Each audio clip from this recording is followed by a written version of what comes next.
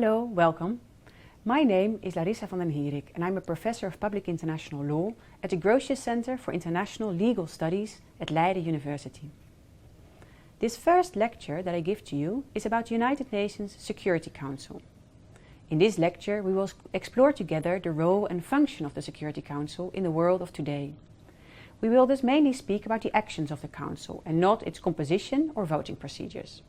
So the questions of which states are a member of the Council, whether the composition of the Council still reflects current geographical power distributions, and whether some members, the P5, the permanent 5, should really have a veto and an ability to obstruct decisions are addressed by my colleague, Professor Hosley, in a later lecture.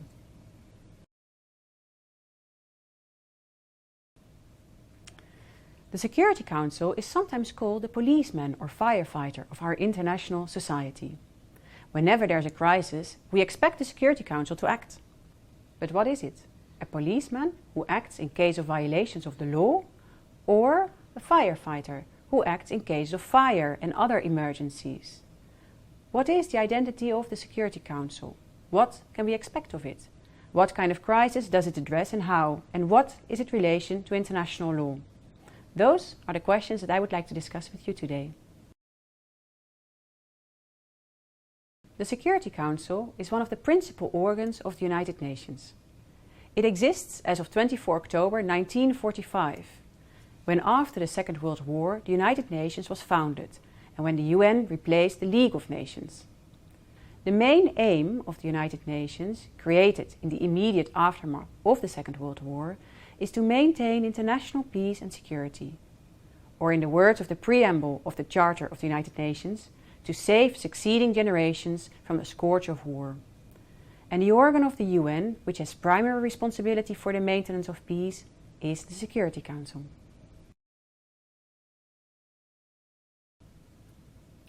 The Security Council is a very special organ in international law for two reasons.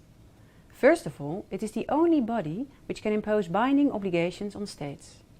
And secondly, it is the only body which can authorize states to use force, military force.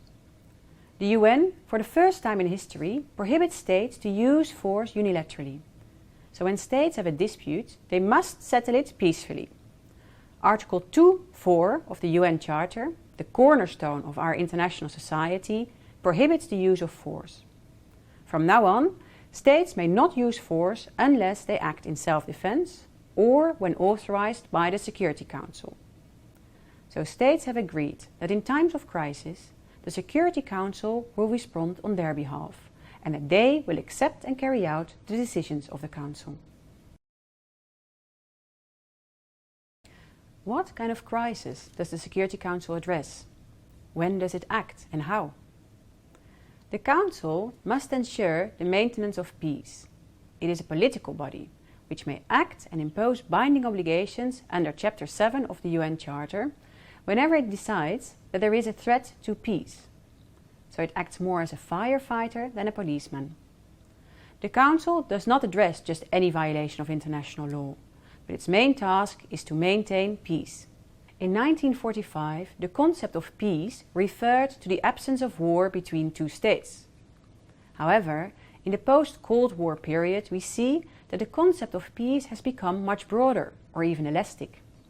In the 1990s, the Council was reactivated after the Cold War paralysis, when the rivalry between the two superpowers, the US and the USSR, blocked any effective decision-making.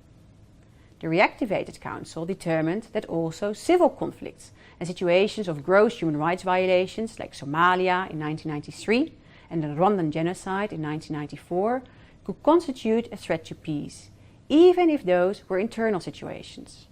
And this new interpretation has been accepted. So the Council has enlarged its mandate by including civil conflicts and grave human rights situations. And in fact, many of its actions in the 21st century concern civil conflicts, rather than interstate conflicts.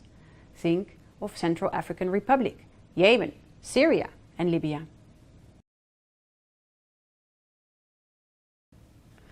Another moment when the Security Council broadened its working space is 9/11. In the aftermath of 9/11, the Security Council determined that acts of international terrorism constitute a threat to peace. So the Council did not determine that a concrete situation in a specific state was a threat to peace, but it rather determined that a phenomenon, terrorism, was a threat to peace, which is of course much more open-ended. 9/11 was transformative also for another reason. On 28 September 2001, the Council adopted Resolution 1373, and this resolution was different from all resolutions before. It was a legislative resolution. Normally, when the Security Council determines a threat to peace, it has various concrete measures at its disposal under Chapter 7 of the UN Charter. It can order a ceasefire, it can impose sanctions, an enforcement measure that we will discuss in more depth in a subsequent lecture. It can also establish ad hoc tribunals, as it did for Yugoslavia and Rwanda, or it can refer a matter to the International Criminal Court, like it did with Libya and Sudan. And we will discuss the role of the ICC in more depth later. Or lastly, the Security Council can authorize the use of force. Now, why is Resolution 1373, adopted right after 9/11, so special? Because in this case, the Council did not order or recommend that states undertake a concrete action, but the resolution was very general in scope. For instance, it ordered states to criminalize the financing of terrorism in a very generic way. What actually happened is that the Security Council copy-pasted part of a terrorism treaty that had not yet entered into force, and by putting this treaty in a resolution, the Council made it binding on all states. So the Security Council, which had so far acted as a firefighter, ordering states to undertake specific acts to address a concrete situation, now started to legislate and to issue obligations with much more general implications and making them binding on all states. The Council assumed a new role, but perhaps it was a special role for a special situation. At the end of this lecture, we may conclude with one question. How should we see the Security Council today? Has it become the guardian of international law? On the one hand, it has, since it may now act in situations of grave human rights violations, and it can thus be seen as an enforcer of human rights in those situations.